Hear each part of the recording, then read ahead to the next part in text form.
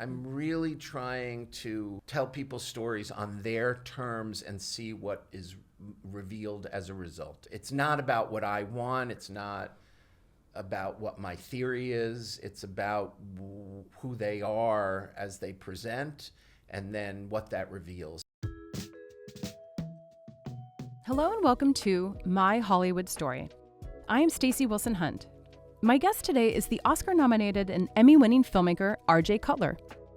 His Netflix documentary about Martha Stewart was an instant sensation upon its debut in October of 2024. It was a thrill to chat with him in person about his incredible career.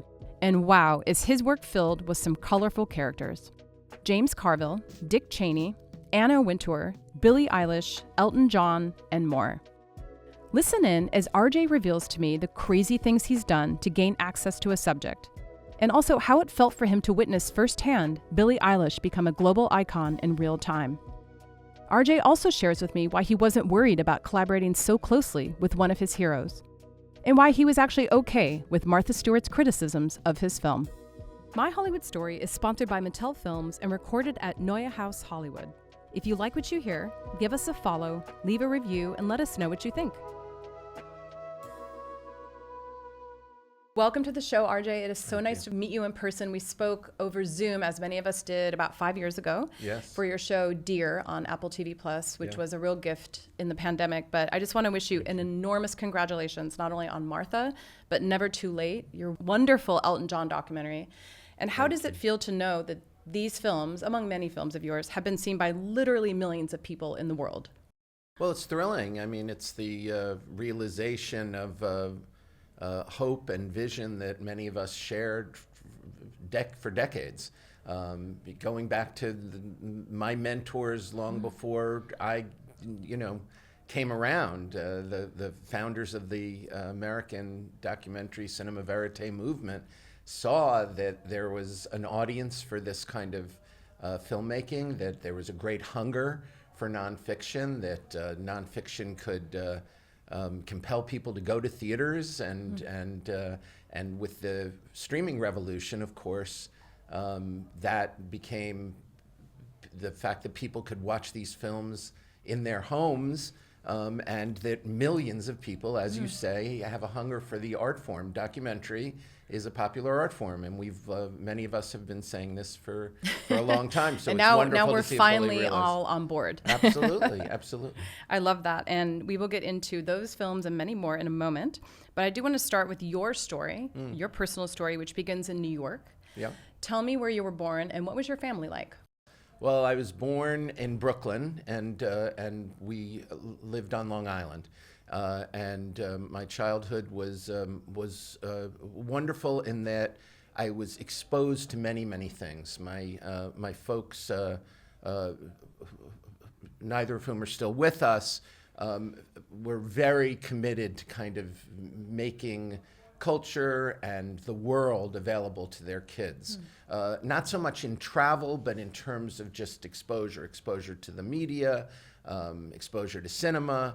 I remember going to see 2001 with my mother and brother on the first Friday it was out. I remember going to see Blazing Saddles with my dad and brother and mom the first weekend it was out. There's so many films. I love the variety of those films. Yes, too. It's true. There was no limit. Listen, I was 7 years old in 1968, the incredibly pivotal year that saw so much going on in the world of politics, and culture, and nobody hid it from me. When Martin Luther King was assassinated, I was aware of what was going on. When Bobby Kennedy was assassinated, I was aware of what was going on. When the Yippies were marching outside the Democratic Convention in Chicago, I was mesmerized and glued to the television set. When the White Album came out, my big brother played it for me, until he wore out the grooves on the album, and my grandmother and I sat and read the lyrics to Obla Di, Obla Da. So I was very fortunate in that way, and as a result, I always had dual passions for journalism and the theater from the time I can remember. I always had a newspaper that I was editing, from elementary school on, and I was always directing my friends in plays, and these were my two great passions. Very similar to mine, I have to say. Oh, interesting. I would write down the top 10 songs from the Casey Kasem Countdown in a little book for no purpose other than me just wanting to keep track of which songs were popular that week. Yeah. How great. I was just exposed to a lot of brilliant people as mentors, as peers. Bob Brustein, the great American theater critic and artistic director, had just come to Harvard and founded the American Repertory Theater there, so he became a mentor to me.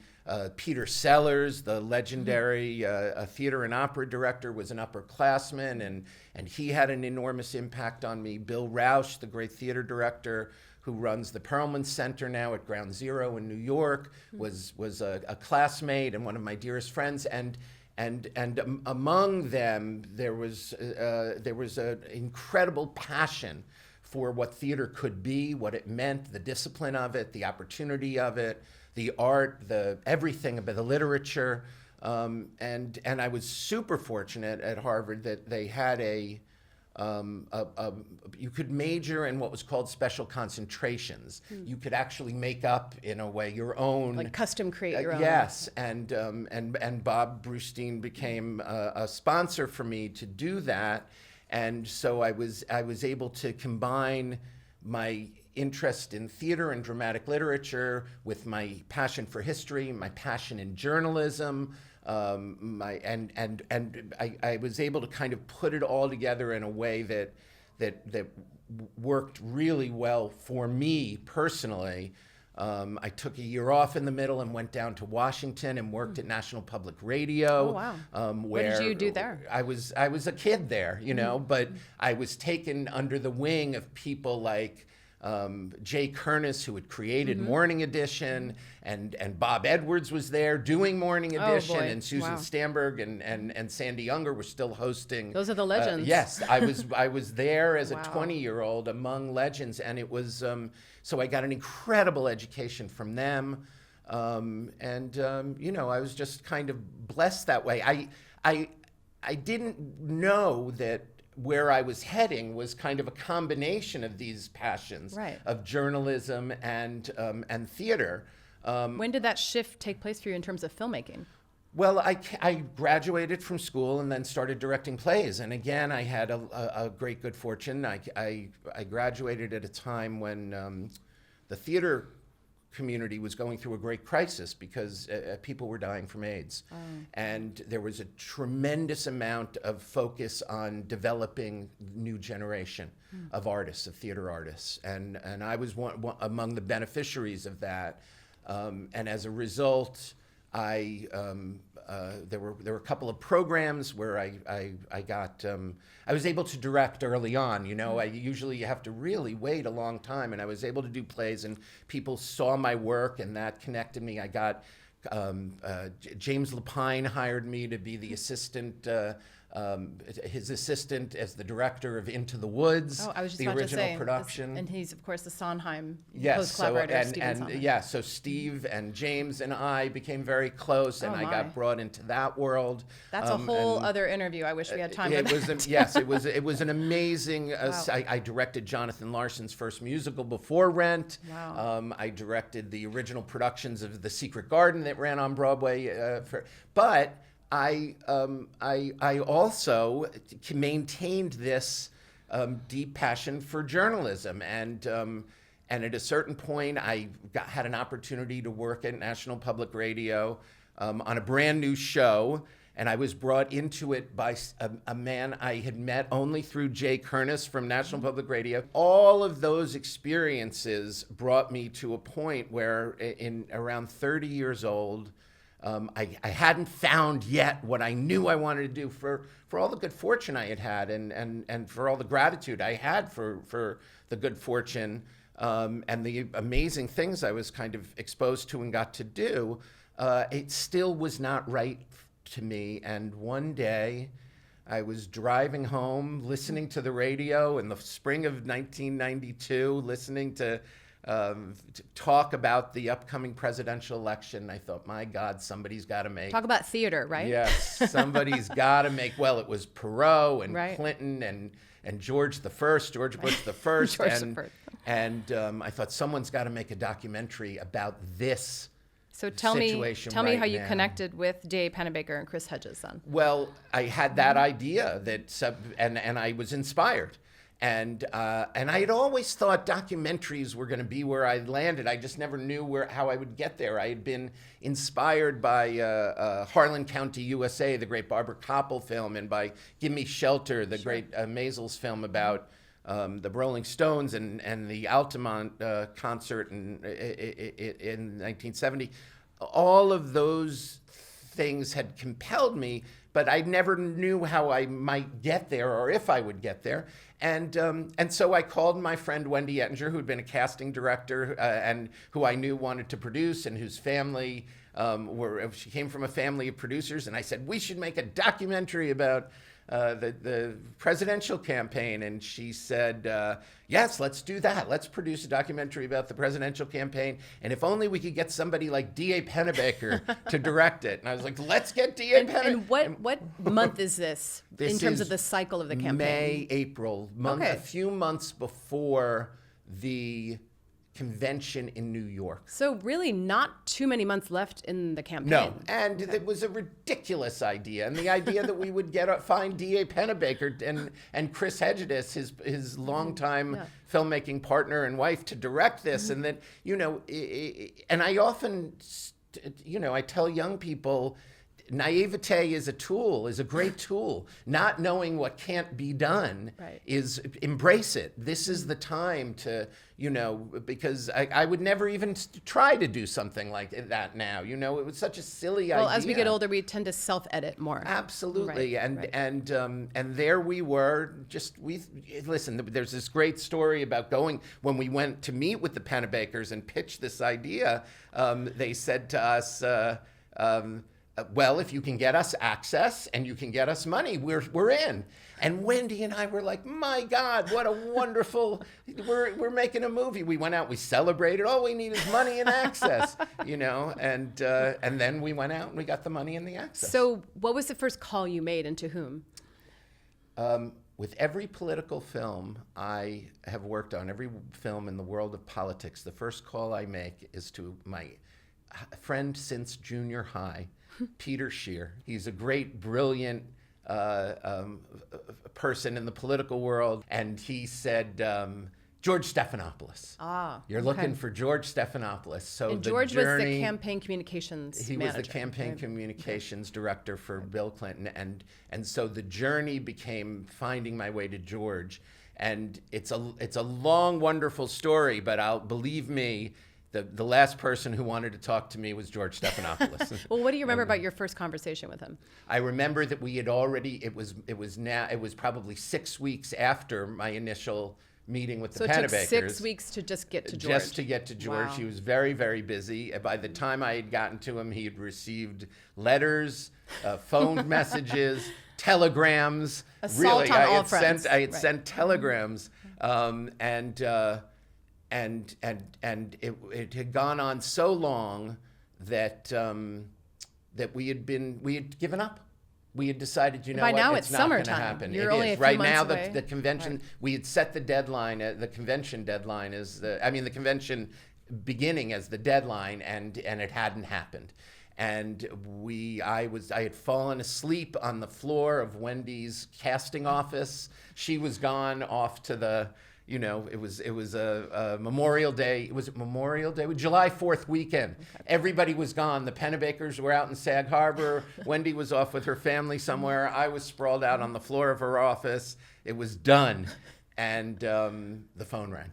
Oh, and boy. It woke me up. And I got up and I was like, hello. And he's like, RJ Cutler, it's George Stephanopoulos. Wow. And he said, we're packing up the office here, heading up to New York for the Democratic Convention. And you've reached out to me so many times. I've heard from so many people who we know in common that you've been trying to reach me. I got your telegrams. So I just wanted to call you and let you know there's absolutely no way that I'm going to let you make a film about Bill Clinton. In fact, it's my job to, if I told the governor that you wanted to make a film about him now, he would bite my head off. It's my job to keep people like you away from him, but I did want to reach out to you. I admire the D.A. Pennebaker and Chris Hedges. Of course, their films have been great inspiration to me. It's a great idea, believe me. If you guys could make a film about the inner workings of the camera, what a fantastic idea it would be, but there's no way you can do it. And I said, George, if you think it's such a wonderful idea, what if we just film with you?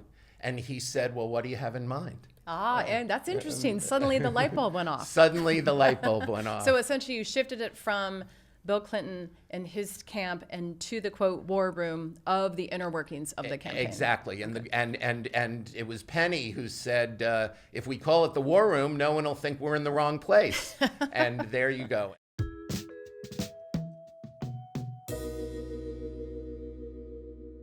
I'd like to say a very special thank you to Neuhaus for being the exclusive venue partner of My Hollywood Story. Neuhaus is a gorgeous private work and social space for creators, innovators, and thought leaders to connect in Los Angeles and New York. As a Neuhaus member myself, I can tell you firsthand how amazing it is to work inside such iconic, beautifully designed buildings, while also enjoying elevated hospitality and thought-provoking cultural experiences. To me, Neuhaus has completely redefined the ideal environment for creative potential and progress. To learn more and apply for membership, visit neuhaus.com. The convention was where we discovered James Carville. Well, so that was my next question. Yes. So when did you meet James? And yeah, he's a very entertaining man to this day. Absolutely. But watching so brilliant. him, so what brilliant, genius. but yeah. watching him not only come of age as a performer, he's yes. a real performer, but watching him sway people, and he was so charismatic. Yes. Tell me what you learned about him, and what did you enjoy about having him as part of this film? Well, that's what made the film possible. Now you got to remember, for me, I'm learning everything. It's like everything I've been doing up until then, all 30 years of my young life, Right. have been preparing for this. And here I am at the feet of the masters, D.A. Pennebaker and Chris Hedges, seeing how their process works and what they showed me. There were so many things, but in terms of the people who were in the film, you realize that's what you need.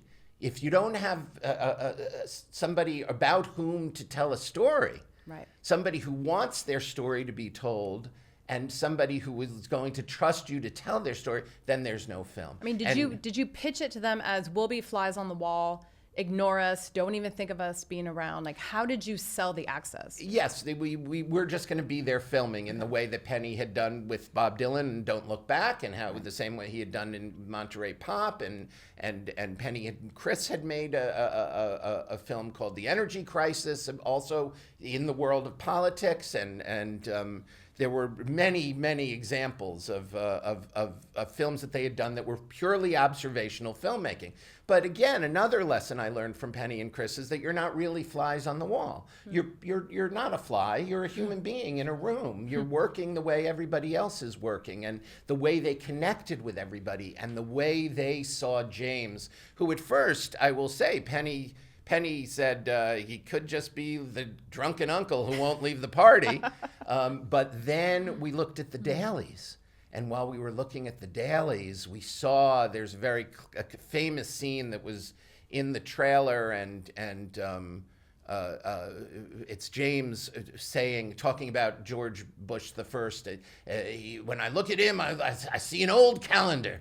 I think about his face on an old calendar. He's yesterday, and that was James Carville. And when we watched that scene in dailies, Penny said, "That's a movie star. We can make a movie about him."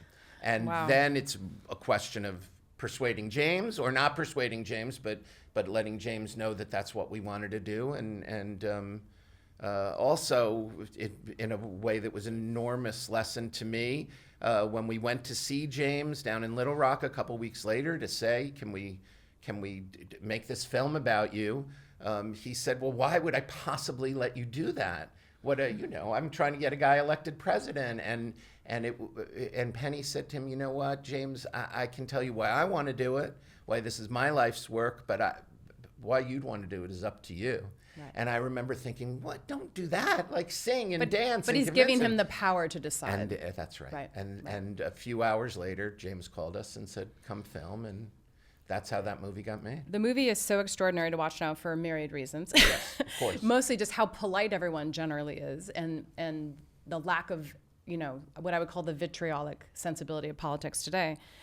But watching the rawness and there's almost like a sweetness to this story in the positioning of the Clinton vision. And as flawed as Clinton was, by the end of the movie, you really do believe that he is the best candidate. And even all these years later. I think it is a story of hard work and great genius and people who care a tremendous amount about what they're doing and are doing it as well as they can under the highest stakes circumstances. People who are passionate, whose goals are entirely sincere. There isn't. I mean, James even says in the film, "I'm not looking for a job in the White House. I run campaigns. I'll see you all later." And there's a tremendous amount of romanticism that in definitely the film comes through.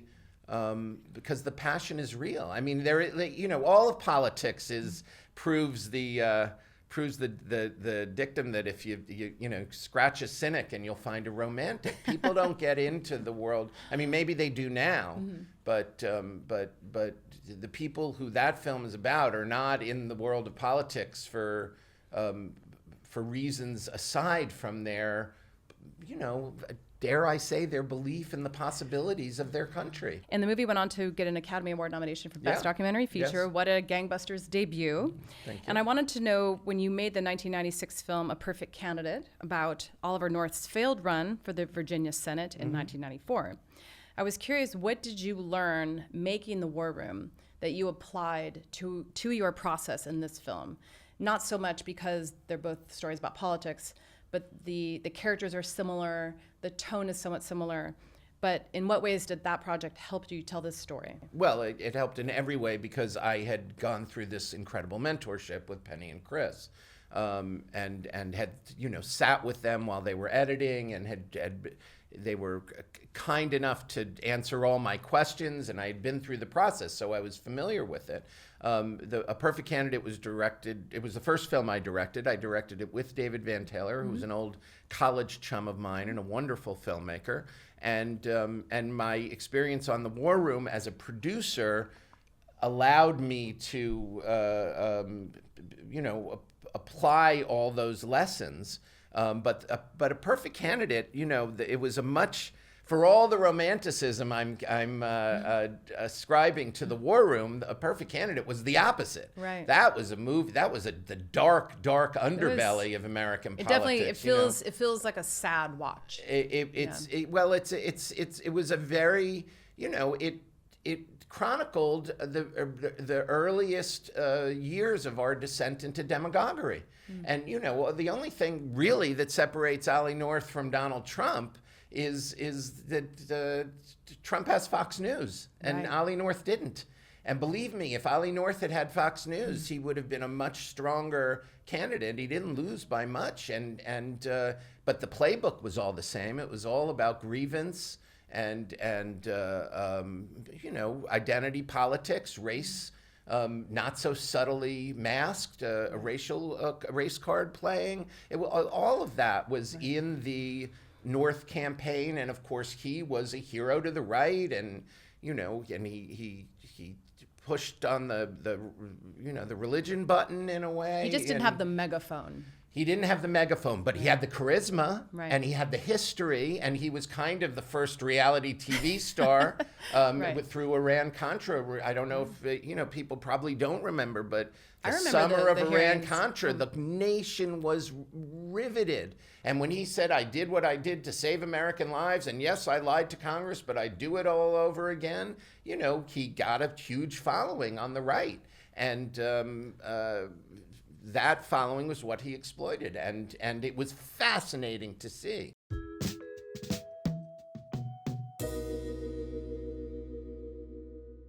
This episode of My Hollywood Story is brought to you by the Starz Limited series 3 Women. Shailene Woodley, Betty Gilpin, DeWanda Wise, and Gabrielle Creevy star in an intimate, haunting portrayal of female desire that finds 3 women on a crash course to radically overturn their lives. 3 Women, for your Emmy consideration for Outstanding Limited Series and streaming now on the Starz app. I'd like to talk about a series that I really enjoyed, American High, which came out in 2001 on PBS, which won the Emmy for Outstanding Nonfiction Program. And for those who may not know, it was a series that documented the lives of suburban high school students in Highland Park, Illinois. So it's jarring to watch this show for a number of reasons, because there were no phones. Well, some of the kids had some phones, but not to the same degree. No social media. They seemed happy, mostly happy. And it really takes me back to a time when I really feel like kids were still able to be kids. And I want to know, how did you decide whom to include in the program, and what was the vetting process like? I thought, well, Beverly Hills 90210 is going off the air on Fox. You said it was on PBS, and it was on PBS, but it was originally on Fox. PBS actually re-aired the show. Oh, interesting. Originally, we were in prime time on Fox, of all places. That's hard to imagine. In the same time slot as Beverly Hills 90210, because that was my pitch. Right. Let's do Beverly Hills 90210, but let's do it with real kids. And we'll do the same thing we did with The War Room and A Perfect Candidate, verite filming, observational filming, and we'll do it over the course of an entire year. Nobody had really done this before in a, I mean, look, there had been an American Family. Right. The Loud Family had been done by Alan Susan Raymond, and it had been a world changer in the early 1970s. That was just one family. And that was one family. Here we were going to do a full series, 13 episodes, about a bunch of kids who were all graduating at the turn of the century. Right. And in the year 2000, June 2000, they were all graduating from high school. So the question was, what is America's youth like now? And how do we tell their stories? And that's what American High was. And our process was, kids who wanted to tell their stories. The process on some level is always the same, whether it's high school kids from, outside of Chicago in 1999, or it's Martha Stewart in 2022. You need to tell stories about people who want and are ready for their stories to be told. It is as fundamental a human desire to tell your story as anything else. This is what I learned from D.A. Pennebaker. We're here for a moment. It's a blip. We come and go. We know that our lives are fascinating in the ways that they are. And some of us are in touch with the need to have that story told. And that's what our process is about. When we connect with somebody, when I connect with somebody who is ready to tell their story and wants to tell their story, then there's a possibility of being able to collaborate on making this a film together. And that's what American High was. And all of these kids were on board, and we gave them cameras. Now this, again, there's no iPhone. Right. No, people don't have video cameras. They can't really afford video cameras if you're a high school kid. We gave them cameras and asked them to film and asked them to do video diaries and then we had crews as well following them, but only a couple. And did their parents put up any guardrails about access and privacy? I mean, I don't remember any rules, but there's nothing. We always have final cut. This is something that I've had from the very, very beginning, and it's always very important. But there's no greater editorial control than closing the front door. If you're not invited in, you're not invited in. We don't hide cameras. You don't burst in. You don't insist on being somewhere. You're operating in an environment of trust, and you have to you have to be trustworthy, and you always assure people that you're not going to film with them if they're not comfortable being filmed at any moment. It was a thrilling thing to do. But it's very emotional, very revealing. It's true. Kids are really kids, and that's what it was exploring. It was exploring that, one foot in childhood, one foot in adulthood. And were these kids who felt they weren't being heard at home? Or, I really can't say this to my parents or to my teachers, but I'm going to tell you. Is that a sensibility that you... For some of them, sure. Okay. For some of them, absolutely. Okay. And there were kids who had, limited parenting. There were kids who... We were exploring relationships. We were exploring hopes and dreams. It was a much simpler time for teenage life. In 1999, and now you look at it, and 2000, and you look at it and you see how technology has truly and also affected their mental health. Absolutely. Yeah, absolutely. It's a really beautiful, anachronistically wonderful thing to watch, and it brings back fond memories for those of us who were young at that point. Yeah. So I'd like to talk about a very different project. The September issue, in 2009, documented the creation of the 2007 September issue of American Vogue, which was the largest in its history. Yeah. And of course, at the center of this is Anna Wintour, the editor-in-chief, and of course, Grace Coddington, her creative director, among other figures. So in watching this film again recently, there was a soundbite, and it was a gentleman who I think worked at Vogue or had dealt with Anna, and he said something that stuck out, which was, quote, "Anna isn't hidden. She's just not accessible to people she doesn't need to be accessible to." Yeah. Which is very funny, very funny sentiment. So Tom Florio, who was the publisher at the time. So knowing this out of the gate, and we all knew this even probably before you started this project, how do you approach a subject like this who is inherently, or she wants to sort of project that she is inherently unknowable? What is the process? Well, she's inherently unknowable, and yet she has asked me if I'll make a film about her. Now, she didn't approach me originally. I approached her, but in our conversations as we were getting to know each other, again, it became clear to me that she really wanted her story told. Here she was, the single most powerful figure in the multi-billion-dollar global fashion industry. And publishing in general, really. And publishing in general, a legend. And really, her story had never been told. Now, she probably would have told it. We know she would have told it differently than I did. I told her story in the context of her relationship with Grace Coddington, I'm so proud of that film, and it really it's a really fun watch. It explores the dynamic between them in a really thrilling way. But she's, look at what she was doing, and you see her. You see the way she controls that industry, and that includes retail stores and fashion designers and publishing and so many things. And also you see how she manages. You see how the remarkable team that she has around her and how great they all are. I was always saying it was like the Yankees in the heyday of Ruth and Gehrig. It was an amazing collection of people, including Grace Coddington. And these are artists, too. Great these artists. These aren't just flunkies. These aren't just editorial assistants. These are artists who are putting out this gorgeous piece of art. Working at the height of their career. I mean, the September 2007 issue was the single largest issue of any magazine that had ever been published. How many pages was it? Who knows? In the 700s. In the 700s. Wow. And I knew that Anna, this is what I knew from spending time with her. She wanted her story told. Now, once you get into the telling of the story and the process,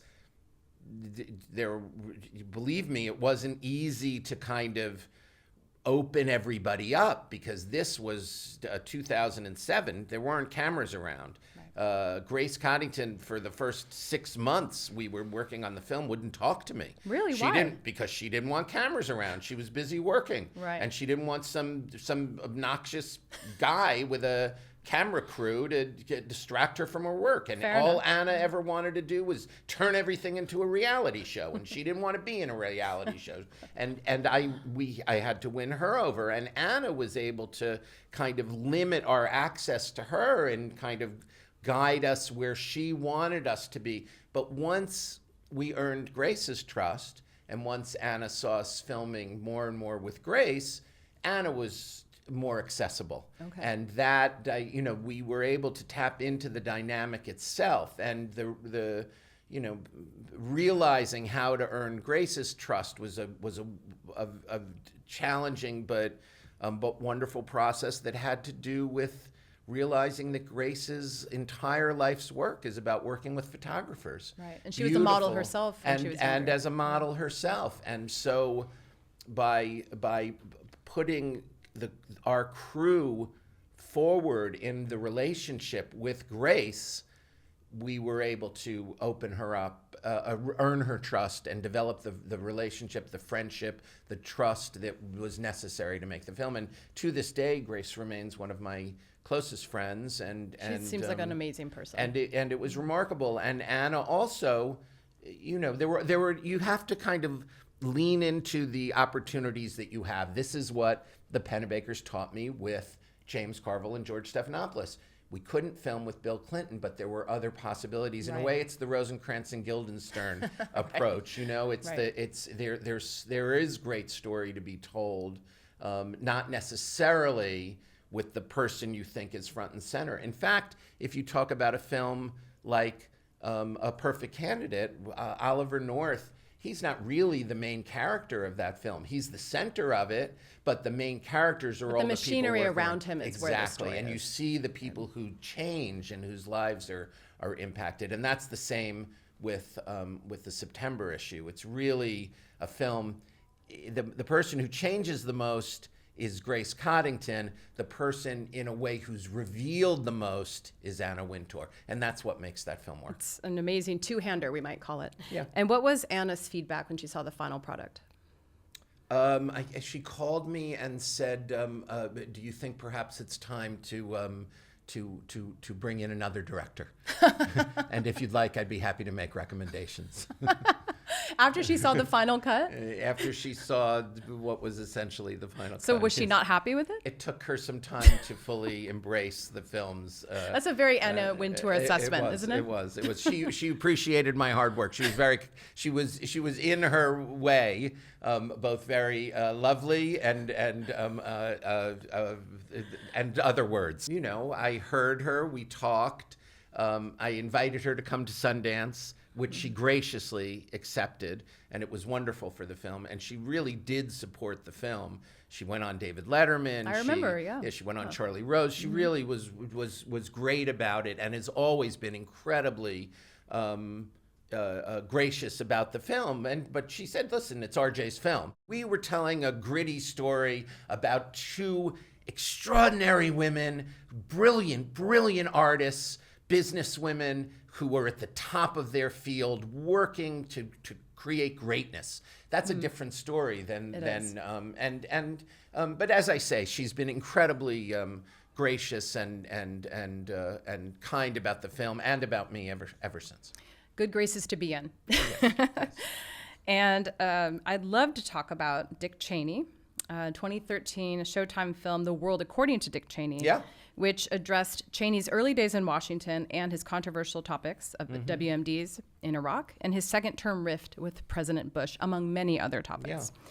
So getting access to this gentleman, I know, was a very interesting journey. You initially sent him a letter. I did. And what did you say in that letter?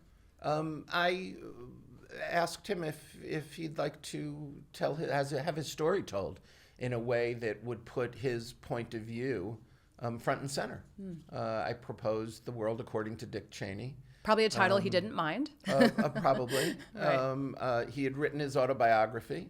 I was curious about how he had become who he had become.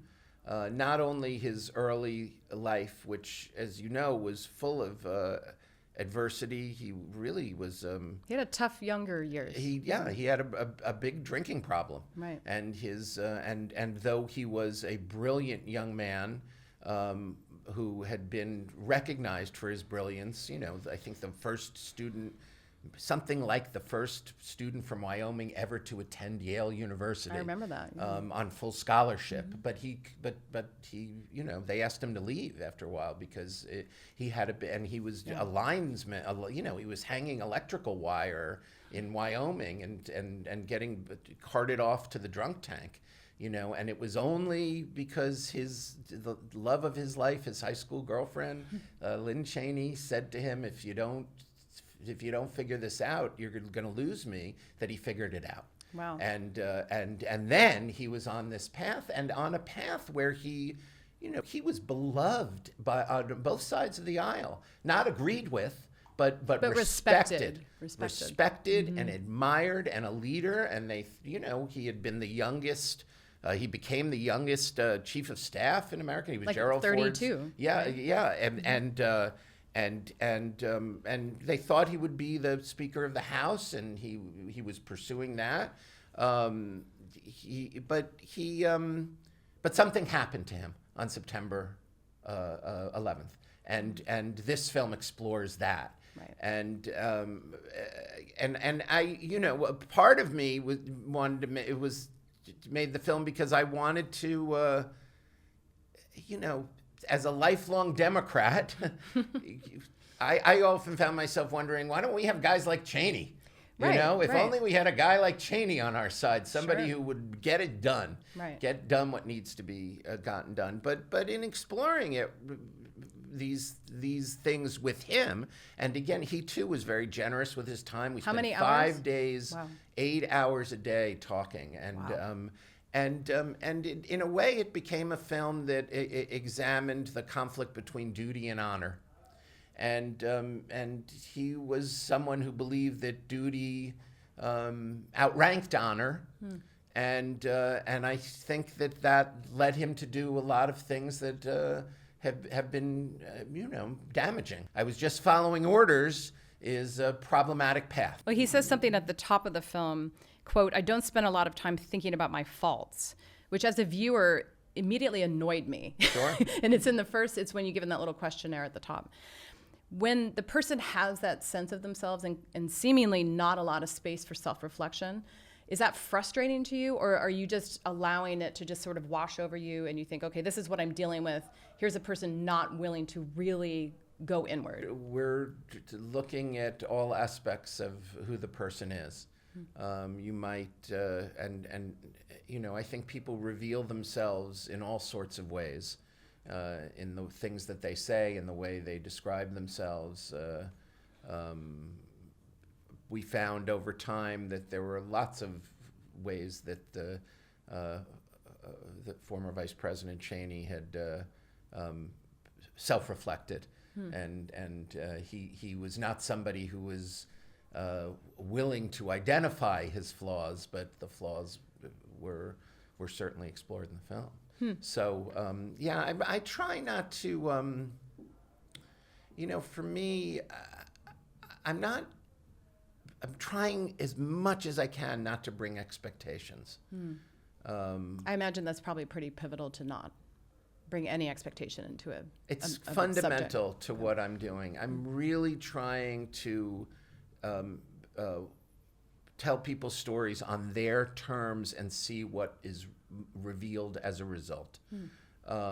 It's not about what I want. It's not about what I'm looking for. It's not about what my theory is. It's about who they are as they present, and then what that reveals. And I'm sure we'll talk about Martha Stewart, but one of the great things about that film that is that Martha is, in the true literary sense of the term, an unreliable narrator. Yes. So, which means that she tells us a lot about herself, but she reveals even more than she tells us. She reveals not only in the things that she says, but the things that she doesn't say.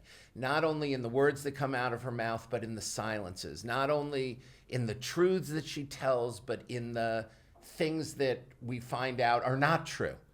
All of that is revealing, and that's delicious. Right. As a film viewer, as somebody who's, you know, as someone who's experiencing the story, and that comes, I think, only because I'm not expecting. I'm allowing. I'm doing my best to allow. I'd love to talk about Billie Eilish. Sure. The World's a Little Blurry, your 2021 film for Apple TV Plus. Talk about a very different subject, very different personality. So, for those who haven't seen the film, it documents Billie's rise to fame after her 2016 single Ocean Eyes essentially premiered on YouTube, the song she had made with her brother. And it also documents the making of her studio album, When We All Fall Asleep, Where Do We Go? I wanted to know when you first became a fan of Billie's music, and how did you communicate to her and her family that you were interested in telling her story? I didn't approach Billie. I received a phone call from my manager at the time saying that Billie and her family would like to meet with me. Wow, that's a good feeling. It was, you know, this was, she and Phineas had not yet written When We All Fall Asleep, Where Do We Go? They were in the middle of writing it. Billie, of course, had a passionate following, but it was extremely limited. Right. She, you know, particularly in comparison to her you know, galaxy-wide fame now. Right. And I think they were familiar with the September issue, and also Billie told me the first time that we met that she had enjoyed watching Nashville, which was a television series Right. that I made with Callie Corey that course. was on ABC for several years, and Starring a Connie scripted Britton, of course. series. Yes, starring Connie and Hayden Panettiere. So really, she just liked you because of Nashville. Well, what she loved was the two young daughters. Oh, and right, And right. she said that she had said to Phineas, "Look, they're doing it. We can do it too." And that Aw. I don't believe that was the impetus of their working together. They were born to create together. But clearly, that's the story. But there was a that's- connection. right, There was a okay. connection there, and so and I'm sure they had met with other people. But we got together. We went. Trevor Smith, who was my long-term producing partner, and I went over to the house in Highland Park, and we met Billie and Phineas and Patrick and Maggie and Pepper the dog, and instantly connected. I They seem like just, very warm people. They are very warm people, and we I don't know, we connected. It seemed very clear to me that something extraordinary was happening here. That I was in the presence of these two remarkable prodigies who were simultaneously extremely real kids. And love each other a lot. And yes, their connection was palpable. The fact that this was likely to be a great story about coming of age and at this moment in America, and that it was likely to be a story about parenting and having a family, and raising kids. All of that was kind of immediately evident to me. It was clear to me that we wanted to make a verite film, that this wasn't a film about sit-down interviews and analysis, but that we were going to live in the moment and just see what would happen over the coming year. And that was, I proposed that to them in that first meeting, and said that I'd be honored to do it. It wasn't, it was very natural. I think maybe within a day I heard back from people that they would like to work together. And Billie and Phineas and Patrick and Maggie were they knew that they were in the middle of this kind of extraordinary And to thing. capture it at the beginning, during that there's this like little window of time when someone has sort of the cult status and the small fan base, and literally overnight it changes. So you were able to grab them in that special time. We saw life changing in every way, and the coming of age became a metaphor for the artistic coming of age, and the fame and the artistic coming of age became a metaphor for the teenage coming of age. And she had her first love and heartbreak. I need to tell you, for me, in terms of where I was in my kind of artistic journey, I mentioned that I had made Nashville, I had kind of fallen out of love with documentary filmmaking. That great journey I had been on between the September issue and making the film with Billie and her family. I had made some films, but I had kind of fallen out of love, and making the World's a Little Blurry with Billie changed everything for me. I fell back in love with documentary filmmaking. I became incredibly passionate about it. I loved every day we filmed on that film, and every day was it was astounding, and I loved spending the time together and watching them work, and just everything was, even the most boring day was rich and deeply satisfying as a filmmaker. And then making the film, editing the film, the post-production, which was a year of editing, was also incredibly satisfying. I love that movie very, very much. It's very special. And I wanted to ask, Billie has been open about her struggle with Tourette's. And we see in the film moments where she is struggling with symptoms. And was there any discussion in advance about how to handle those moments? Were they open about just show it? Were there privacy concerns, or was she very open about that? She was open about it, and there were I was placed under no restrictions. Okay. I was, as I mentioned, I've had Final Cut since the beginning, and it's important that I have Final Cut. Nobody wants to see a movie that the subject has Final Cut on. It was important to me not to, to embrace her Tourette's as just a real part of who she was, and not to kind of fetishize it in any way. And she is very open with it, and spoke to us. It was one of the very first days we filmed her. And she had a Tourette's attack, and explained what it was all about for her. And you see it in the film. You see her, and her openness has to resonate so deeply with people. It's just so yes, inspiring. It's so important for Billie is as real as they come. Never wanted to look better than she looks. Never wanted, didn't cover up things with makeup. She is who she says she is, and that's why we respond to her art, because her art is just so true. It's so profoundly true, and whether it's about what she observes in others, or more frequently about her own story, she's tapping into. Her second album is in so many ways a documentary about the things we witnessed while we were. I know where all those songs come from, because we filmed with her for a year. We saw her. It must have felt amazing to hear the album and know so much about where it came from. It's an honor to have watched this artist arrive and grow, and every song seems to be her greatest song. Deeper and deeper.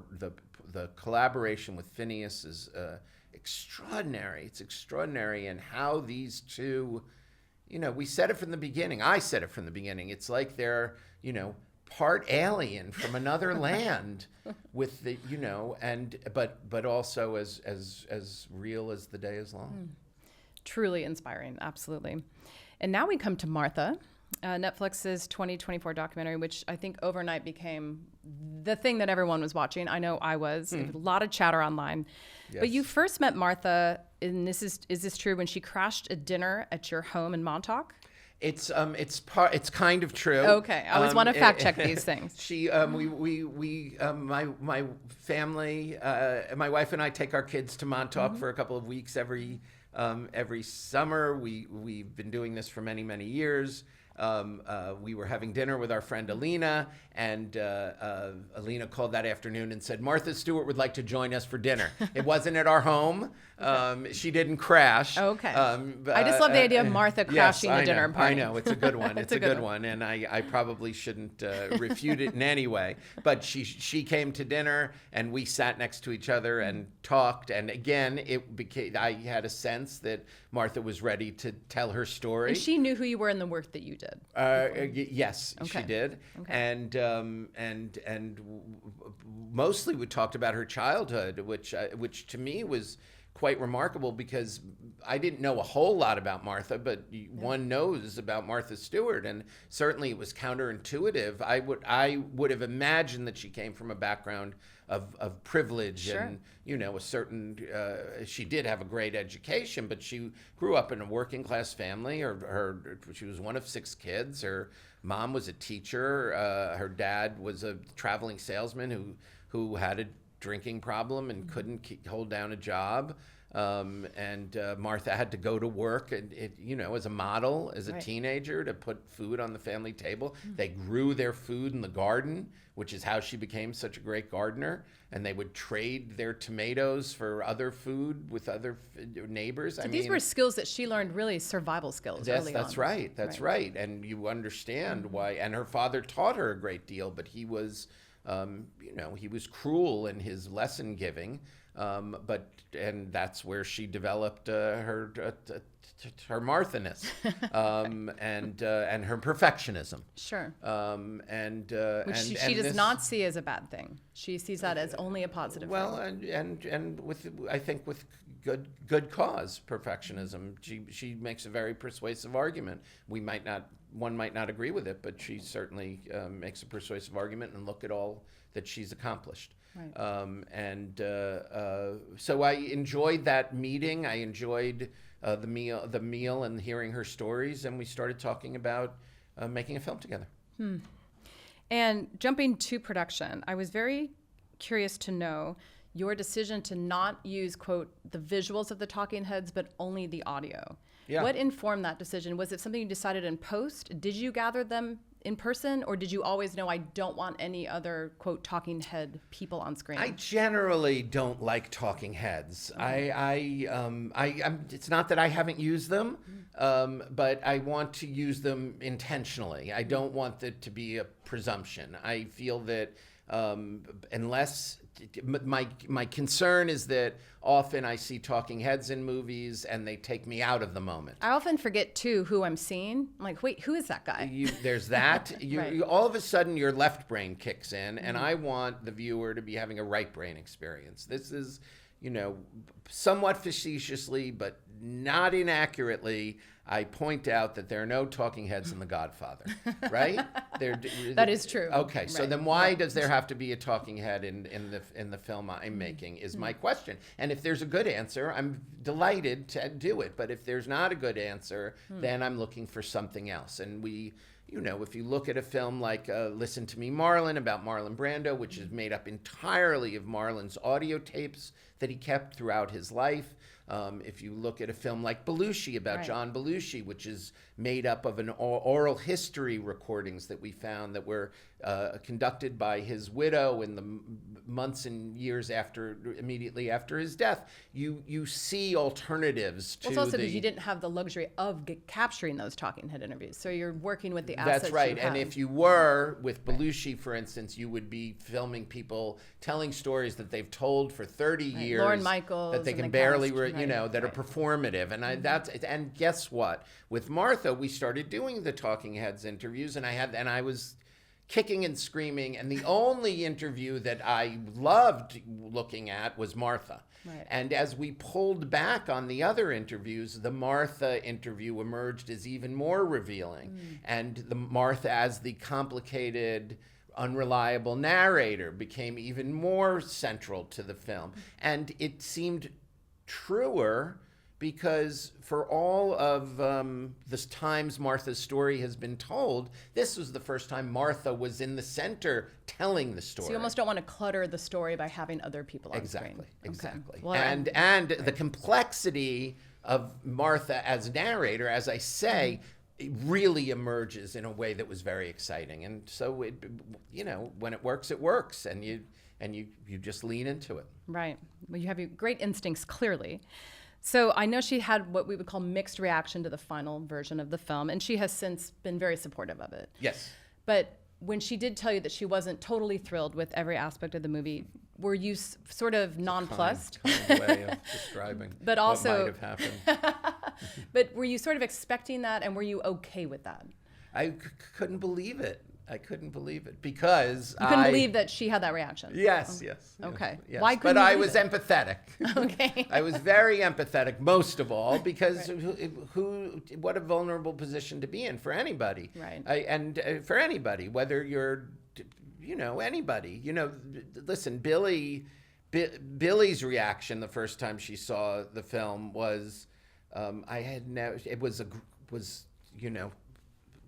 I'm so grateful for it because she said, I had never thought that it would be possible for somebody to see me the way I see myself. Oh, wow. And that, you can imagine for me how meaningful that was. Martha did not say that. Martha loved the first half of the film. She was very clear that she did like the first half. She Yes. loved the first half of the film, where which is where you would have thought that she had some issues, or the failure of her marriage, all sorts of things like that.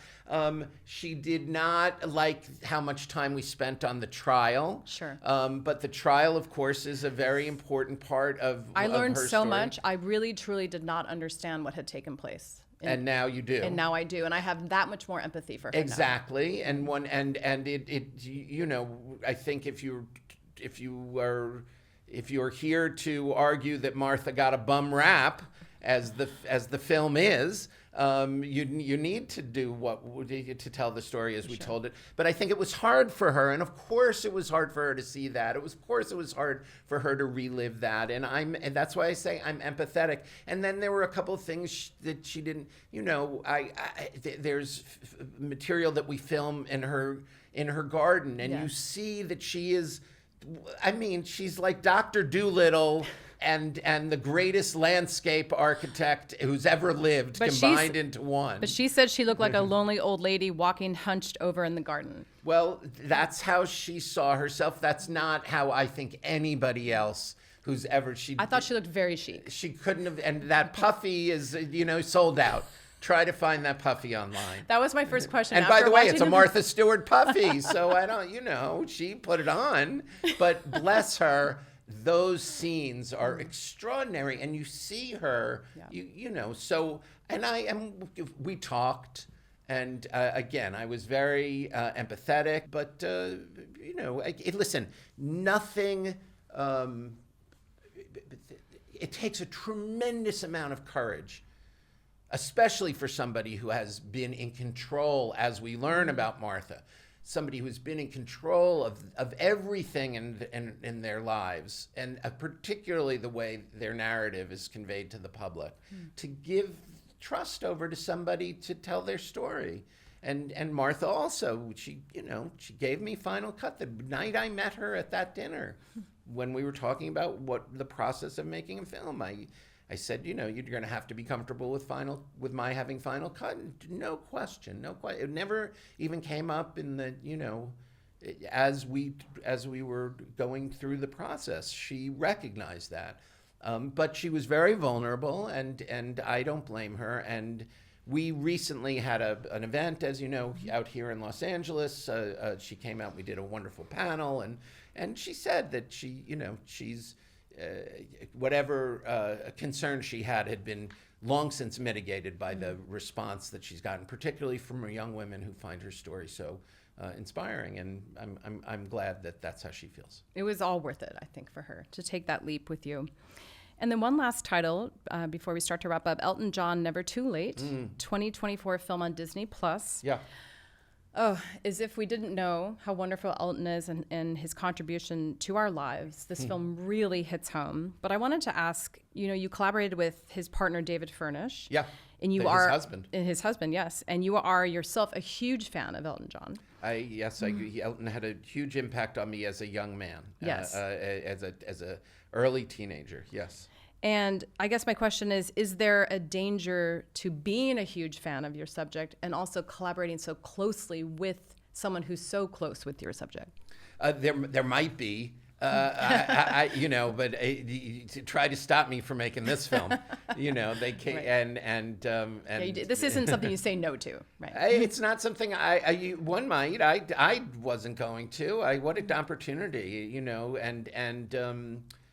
and David both Elton and David were incredibly supportive and respectful of the fact that, I'm a lifelong documentary filmmaker. Right. David is not. David's a brilliant storyteller. Right. But this isn't his expertise. Yes, but his expertise was able to be applied to the film, and his and Elton's trust, and their son's trust, Right. which came automatically with David being my co-director, and then David's perspective, which came automatically with David being my directing partner. The fact that he could see the film with a little distance while I was there in the editing room getting I was very close to it, and that was a great part of the process. But it is the first time I've ever made a film. I was a big John Belushi fan, but not like Elton. It's not the same. When I was there's a very kind of much talked about sequence in the Elton John film where he performs on stage with John Lennon. Yes, and you were there. Thanksgiving night, 1974, and I was there in the room. It was, and that would be John's last performance. It was John's right? last public performance, Wow. and so. It was. I loved everything about the experience, and I loved telling this story, and the idea of the story that it would be.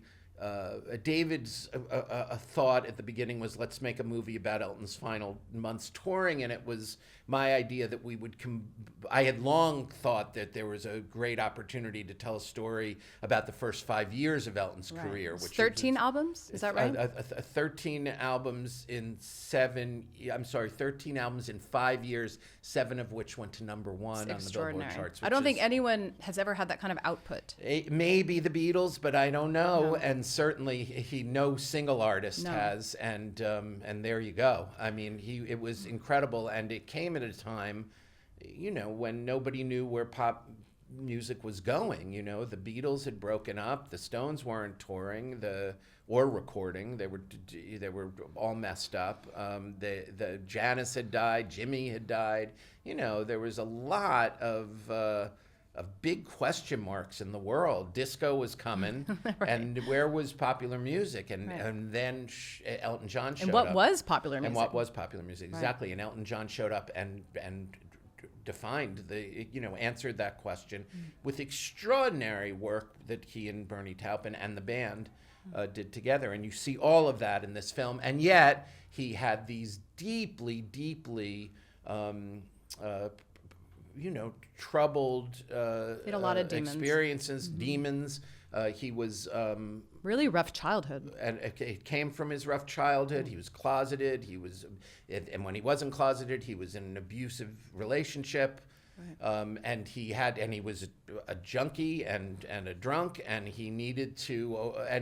But we tell the story of how he confronted those things and made the choice to get himself on the road. First to come out to Rolling Stone, which is extraordinary that we're able to find the audio recordings. You found those at Columbia, right? We found them in the New York Public Library, in the basement of the New York Public Library, and in the archive of the gentleman who had conducted the interview for Rolling Stone, and that put him on the path that he eventually ended up on of sobriety, and finding his life partner in David, and them having the remarkable family that they have. So it's a thrilling story and an honor to have told it. So I would. That's how I will answer your question. I love that. And to look at the Elton doc and also the Billie doc, they're both portraits of fame. One at the early end of fame, and I wouldn't say the end of Elton's fame, but the later years of his fame. What do you think these documentaries tell us about fame? Well, I know that fame is a way of subject of both films. I don't really, I'm not really exploring the price of fame as much as I'm exploring genius, I think, and the pursuit of greatness, a certain kind of artistry. And a gift an immortal gift in the hands of mortal people. These are among the, with Elton, mortality is a driving theme. With Billie, family is the driving theme, but there are, of course, resonances with both. Patrick's speech in the middle of the Billie Eilish film, her dad, about his kind of existential speech when she goes off to drive her car, about how fragile life is, and how we all must live in denial to kind of get from day to day, especially when our children drive off to their futures. These are the themes that we're exploring in those films, much more so for me than Fame. But I do think you see that it's a double-edged sword, and there's a complexity to it, and what it's like inside. But it's not really a big part. I love the New York Knicks. I love watching the games. I'm not so interested in Celebrity Row. It's not. I don't care. I think that it's great that Timothy Chalamet is a fan. He's the Jack Nicholson now of the Knicks. And that Spike is there, and that Jack was there. But that's not what I care about. I care about the ball club, and that's what and the game, and that's the same way I am with my films. I love that. And before we wrap, I'd love to know, what do you have coming up that you are excited about? Well, we also have on Apple right now, we have 3 films that are recently out. One, I have a production company, This Machine, and we're doing wonderful things that I'm incredibly excited about. On Apple TV Plus, we have a film called Fight for Glory, which is about last year's World Series between the Yankees and the Dodgers. It's baseball in a way that you've never seen it before. We just released a film called Tomorrow Was Beautiful, about Karol G, the great Colombian pop star, and that's a wonderful, wonderful film. It's on Netflix. And then we have a film that was just released on Amazon called Lee Soo-man, the King of K-pop, about the man who invented K-pop, who's a South Korean visionary genius. And so those films are out now, and pretty much on every streaming service you have something we're right doing now. Yes, we have many wonderful partners in the streaming service world, and we're doing our best to support other filmmakers. I direct some of what the company does, but more than half of what we're doing is directed by other filmmakers. In fact, both Karol G and Lee Soo-man are made by other filmmakers, and wonderful. We're having great experience working with wonderful artists like Christina Constantini and Ting Pu, who are the directors of those 2 films. So this is what we're up to. Just keeping at work and trying to do our best. You are a busy man. And my final questions for you are, what do you hope listeners of this podcast take away from your Hollywood story? And the second part is, what have you learned about yourself in sharing it today? I've learned that I talk too much. Hey, it served you very well in your job. Thank you. But what I like to encourage young filmmakers who ask for advice is to just do it, just make the film, just keep on going. In reflecting kind of on my journey, I didn't know that I was going to do this. It took a long time to find this path. I didn't fit into a box. Sometimes that was, scary for me. Certainly, it made my parents nervous. I didn't make a lot of money, or really know exactly where my work was heading, and yet. I didn't seem to know enough to have patience with myself and to keep on going. And I tried to point myself in the direction I wanted to end up in. And this is something that I encourage young filmmakers who reach out to me to do is imagine where you want to end up and just go in that direction, whatever that means, and likely you'll end up where you want to be. Well, that has certainly served you well, and I just want to thank you for your time, and congratulations on all of it. We're so honored to have you here today. Thank you. I'm so grateful. Thank you. My Hollywood Story is a production of Hippolyta Films and Entertainment. It is produced by me, Stacey Wilson Hunt, along with Sonia Slutsky and Wendy Green. Series producers also include Daryl Young and Janet Grayson. Our sound mixer is Luke Tierney, with camera by Ramiro Cantu. My Hollywood Story is edited by Nathaniel Wixon, with original music by Madi Gabriel and Jenny Carr of Moon and Star. Our logo design is by Brad Mitchell, and I'd like to give a special thanks to Champion Turf. My Hollywood Story is sponsored by Mattel Films and recorded at Neue House Hollywood. If you like what you hear, give us a follow, leave a review, and let us know what you think.